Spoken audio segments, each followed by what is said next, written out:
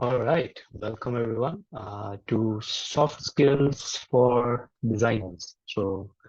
This is with I am Yash Chheda. I'm the host of the Interaction Design Foundation Kochi, and we just get started with this is something which is not covered well in most courses or in most material. Is you have to what does it take to really impress your supervisor or your boss, supercharge your productivity, and really like outcompete all the other designers that you'll be competing with in the job market, etc. So let's start with the essential soft skills for designers. So why soft skills, right? So see what happens is in the corporate world, in the work like real world, as you gain seniority, your soft skills start to matter more and more compared to your hard skills. See, as a junior, your technical skills more will be your supervisor, your boss. They'll be more interested in your technical skills, whether you can work with Figma, whether you can work with Adobe InDesign, XD, whatever tools you're using, Marvel, OmniGrapher, whatever it is. And you will have well-defined tasks like in terms of designing. You will not have to kind of try to work with multiple stakeholders and try to gain insights into what sort of skills you will need. So you see, like as you get senior, your soft skills matter more and more. And what I've seen in almost at the executive level, almost all decisions are made orally. All decisions pretty much are just made verbally with very little written documentation being needed. They don't tell, okay, oh, send me an email with your plan of action or whatever. Just decisions are made orally. And also, I found that in the whole design teaching landscape, in the whole design world, uh, people, I noticed, um, in the design teaching landscape, soft skills are a huge gap. Like most courses will come like focus on technical skills, be it your design skills, whether you know design thinking, the double diamond process, whether you know how to apply those, whether you can do research or stakeholder analysis well, or the client requirements. But uh, uh, also, but very few people, or it can be the tools that you'll be using, such as Figma, etc. But very few um, courses will actually cover soft skills. Or it will be more like an afterthought. Oh, this is how you should, collaborate. This is how you should manage stakeholder expectations, how you should push back. But there is very little comprehensive information in terms of what are all the soft skills, what are the if apart from the technical skills, what else do I need to know? It's not covered at all. Now, coming to specifically for designers, what is the importance of soft skills for designers? See, design is a highly collaborative role.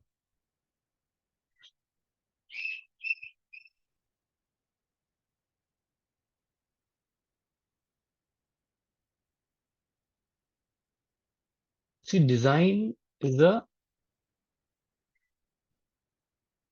highly collaborative role. See, probably I think in the whole IT product design and development landscape, designers have a, role which is second only to probably PMs or business analysts in terms of collaboration.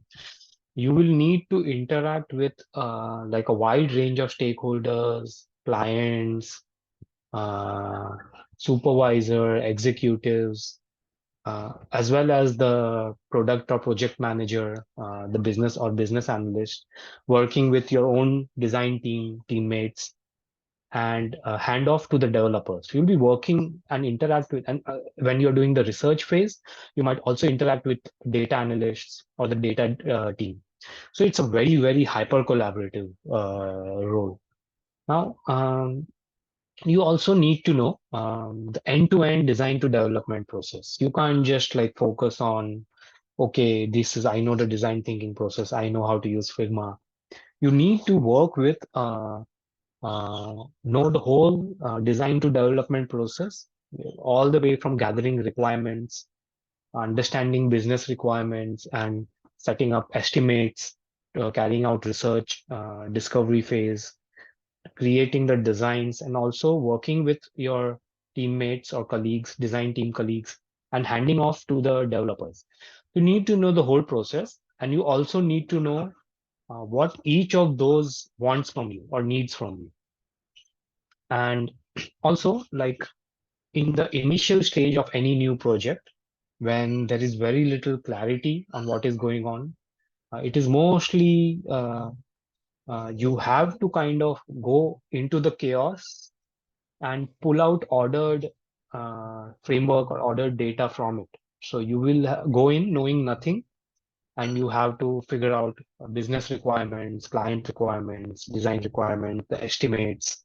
And during the empathize stage is very critical when working with clients as well as executives. So soft skills for designers um, are a very, very important aspect of now you say, okay, what do you mean by soft skills? What are the essential soft skills I should focus on? All soft skills tend to kind of cluster under a few different buckets. The first one is communication. Communication is how frequently you should update your team members or your supervisor, how you should update your clients in terms of progress, etc.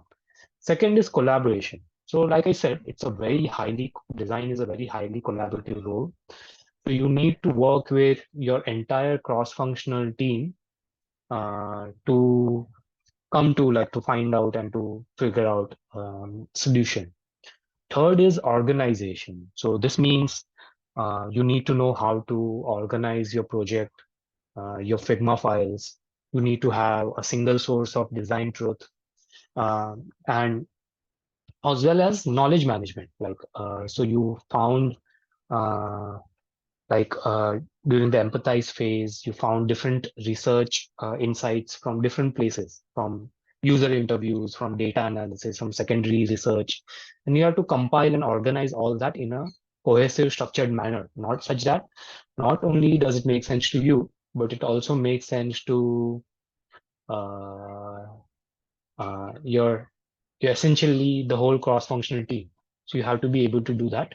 And creativity. So you, like I said, your job as a designer is to go into the chaos and pull out structured, actionable data and information. So you have to have not just find out creative solutions, multiple iterations, multiple approaches to design, but you need to be able to do that on demand.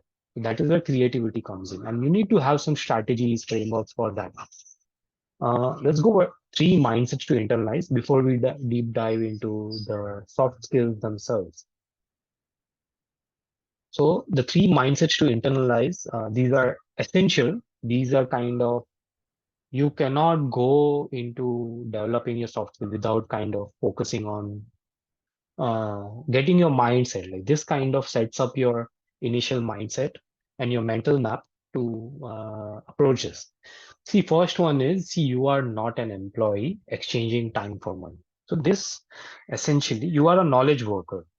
So this goes back to, if you go back 40, 50 years during the era of factories or even in government jobs, where you just have to show up, spend 8 hours and go. And it's not like you have to lift boxes for 5, 6 hours, 1 hour break, and then again lift boxes of you. Physically, you can do that. Mentally, your brain doesn't function the same way. You cannot think of it as mental labor, what you're doing. So you are here to move the project forward. You are here to generate solutions, effective solutions, and that requires a very different approach. See, a knowledge work, because if you just take it like, oh, I have 4 hours or 8 hours of work today, so 8 hours I can be doing something or pottering around on Figma, you will burn out very quickly. You have to be able to manage your time, you have to manage your cognitive load, you have to manage your attention, and you have to know what essential KPIs I want to move the needle on to move the project forward. So you have to, it's intelligent decision making and like process. Second thing is, see, also, see, leadership. What do you mean by leadership? As you are getting more and more of a senior role in your career, you are becoming more of a leader.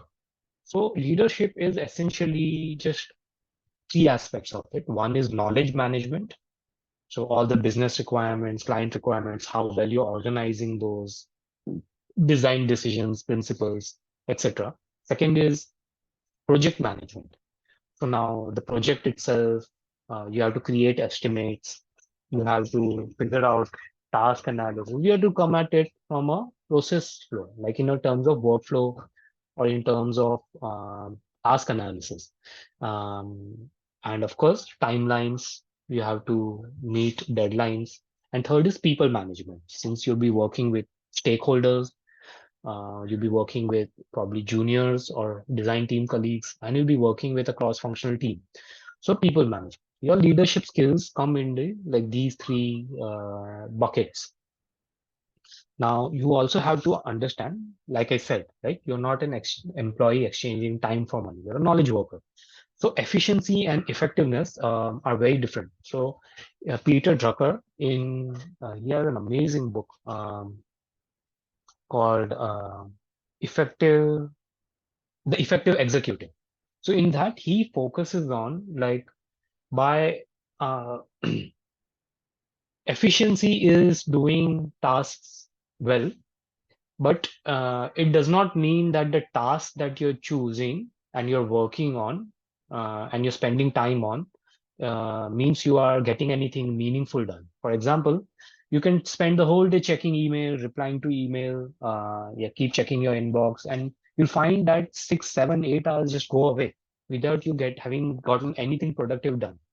So efficiency, you can be very efficient at checking and replying to email, but that does not mean you are effective at moving your project forward.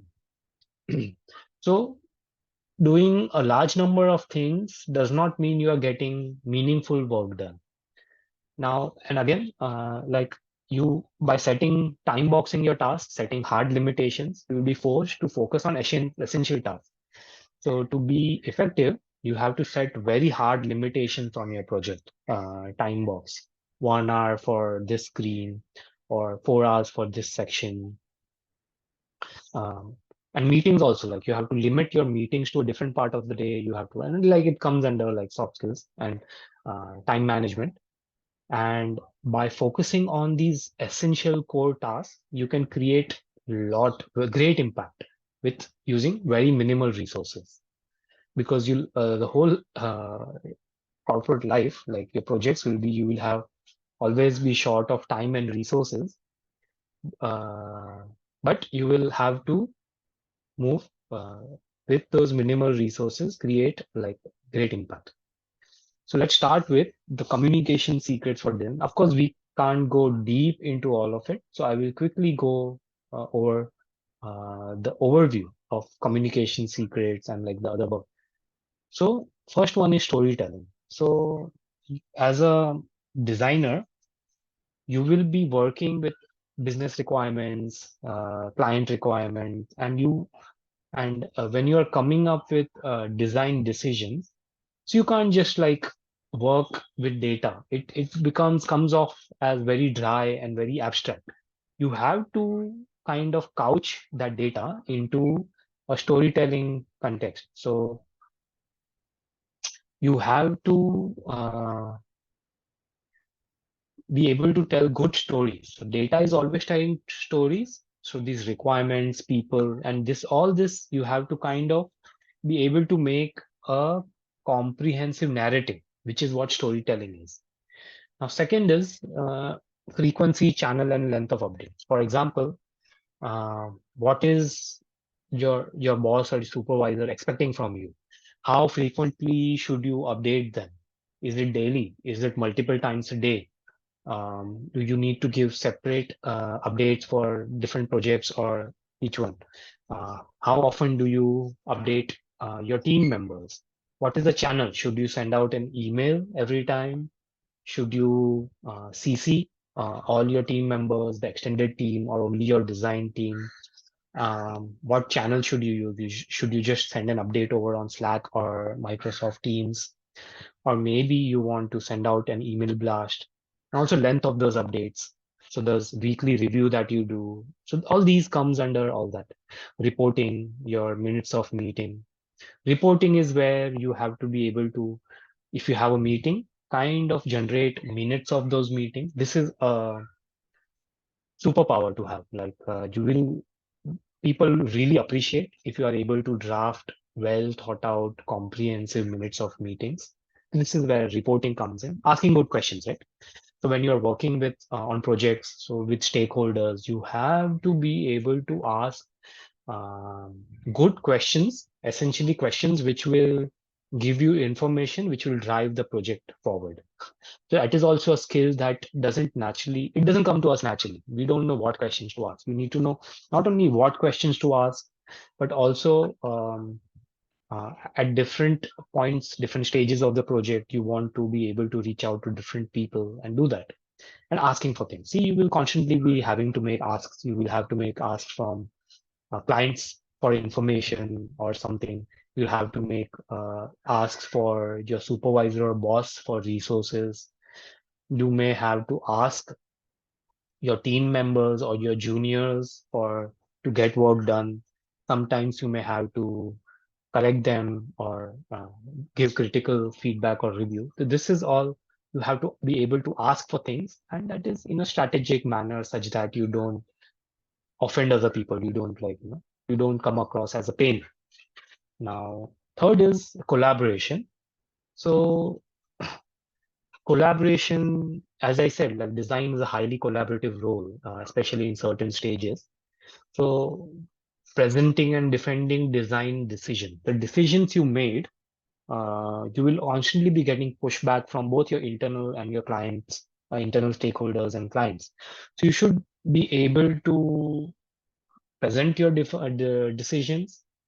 Presenting is one skill. You also have to defend your design decisions. So you have to be able to either show data or how your decision is based on some amount of data set that you have access to, or some user research, or you have to show a rational basis of your design decisions to get buy-in from stakeholders and clients and supervisors. So be working with, again, internal stakeholder. This can be your supervisor, this can be your executives, your project or product manager. You will have clients, especially in service or consulting organizations. Be working closely with clients to translate their business requirements into a comprehensive design plan. You'll be working with team members. So this again can be both your design team or the cross-functional team, like product managers, business analysts, executives,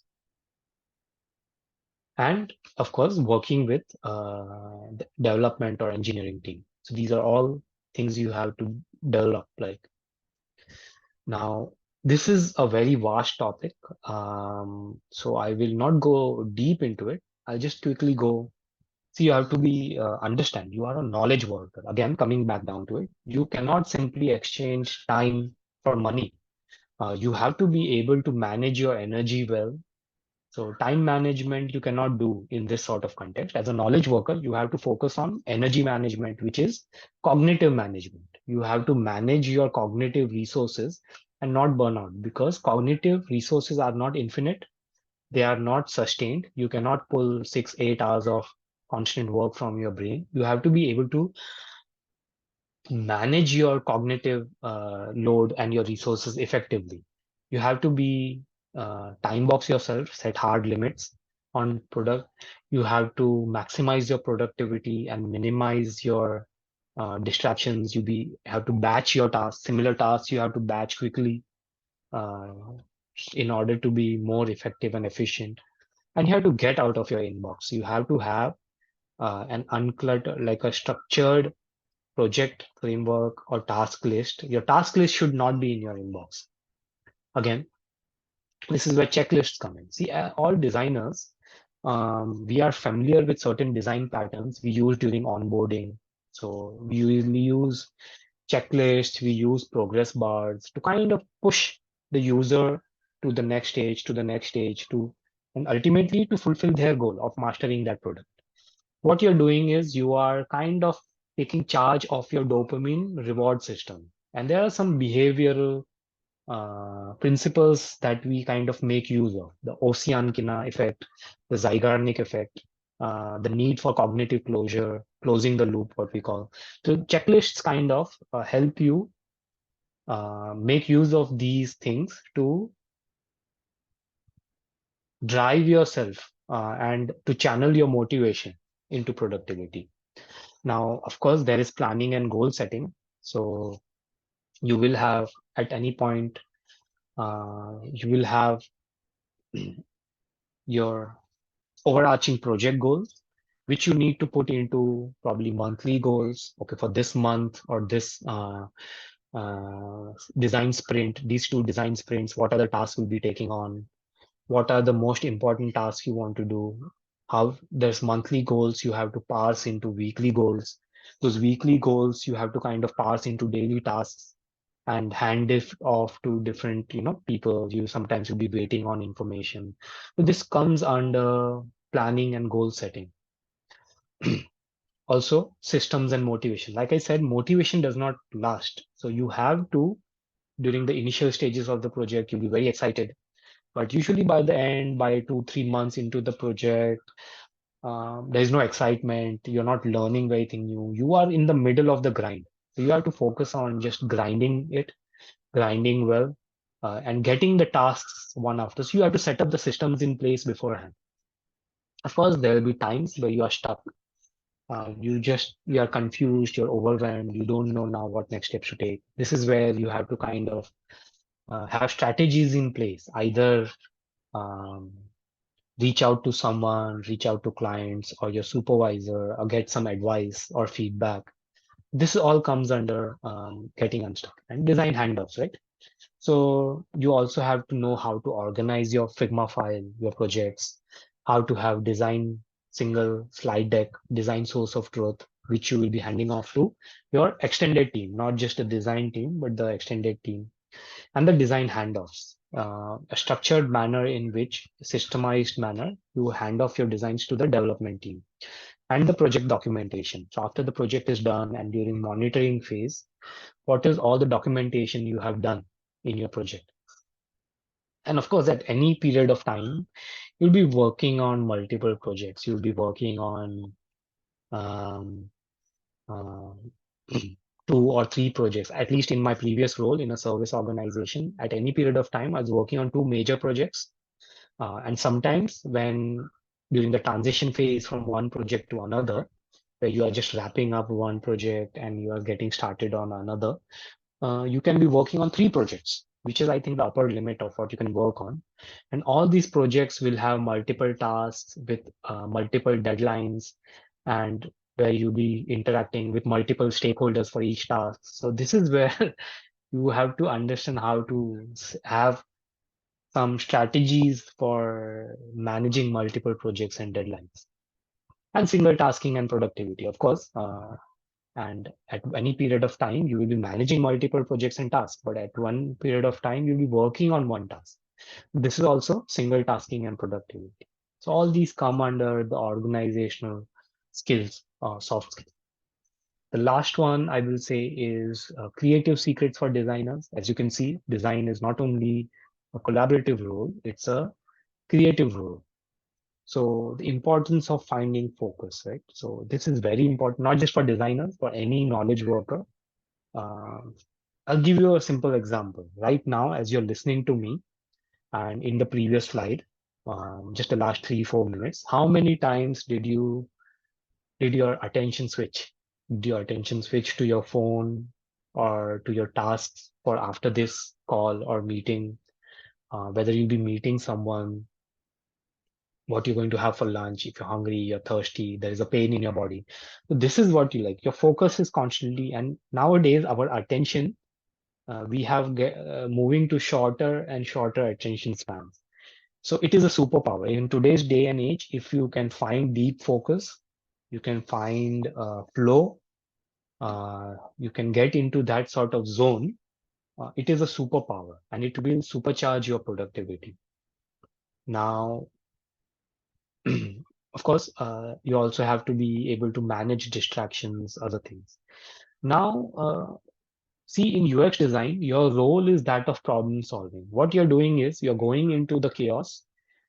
Chaos is essentially unstructured information. There is some data there, but no one has passed that information into a structured, ordered format. Okay, these are the next steps we have to take. Um, to move the project forward. This is the research. This is the information we don't have and we need to get. We need to ideate. So you are constantly problem solving, going from chaos and generating ordered data. So you need to have structure, strategies for generating and evaluating potential solutions. And you also have to understand the convergent phase and the divergent phase of creative process. So divergent is when you are going out and exploring different solutions. You are not necessarily editing them. You are just going and exploring solutions. And convergent phase is when you are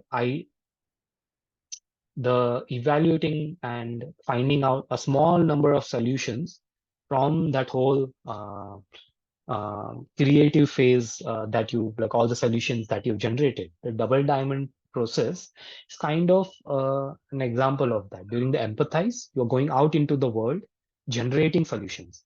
During the ideation phase, you are coming back in from those generated solutions and you are creating a small number of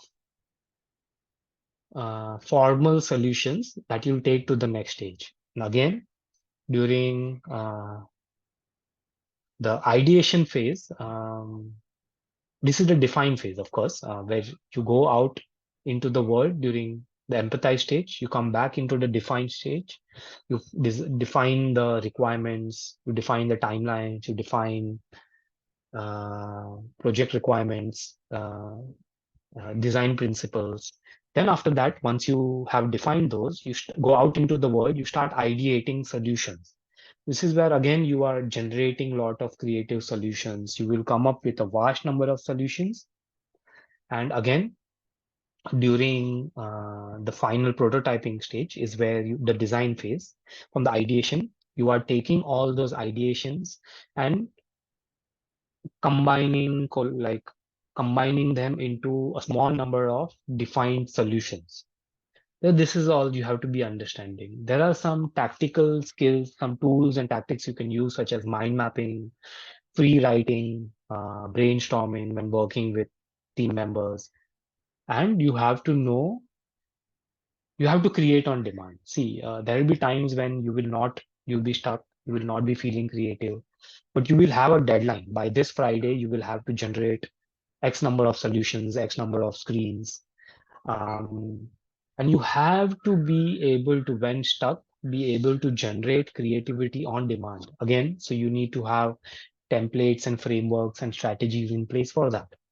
So again, these are the creative skills. Now I'll just go over what we went through so that why soft skills. Again, we learned the importance of soft skills. Like as you gain seniority, soft skills matter more and more. Soft skills for designers especially, they are not covered well. There is no course for it. There is no comprehensive single source of information for this. Again, for designers, uh, design is a very collaborative role. You have to know the end-to-end design to development handoff process. And during the empathize stage, Your soft skills are critical when working with clients and executives. Three mindsets to internalize. The three mindsets to internalize is you are not an employee exchanging time for money. You are a knowledge worker. Um, Leadership skills. Leadership is essentially knowledge management, project management, and people management. And these are the three different skill sets you need to build if you want to build leadership.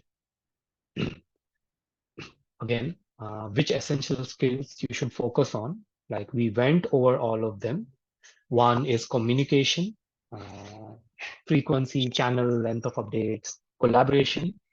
Uh, you have to kind of get into deep dive into the mindset of your cross-functional team members, internal stakeholders, external stakeholders, and you have to be effectively work with them to help them meet their goals. Organization, how well you manage your project, time management, energy management, your design files, etc., your handoffs to, excuse me, to the dev team, and creativity, where you have to be able to generate design solutions on demand and creative solutions, and you need to develop these strategies and skills and tools and tactics which you can kind of make use of. So thank you for joining me. So this is where I went over soft skills for design professionals. You can connect with me on LinkedIn, Yash Chheda. You can also connect with me on the Interaction Design Foundation Kochi group, where I constantly share updates. We have a lot of meetups on this. The next week, if you join me next Sunday, IST, 10 o'clock, we'll be going over the first of these essential design skills. We'll be going over communication skills for design professionals next Sunday, 30 minutes, where we'll be doing a deep dive into communication skills. And the weekends after that, we'll be going into collaboration, organization, creating each of those. So I appreciate you joining me. Thank you. And have a good Sunday.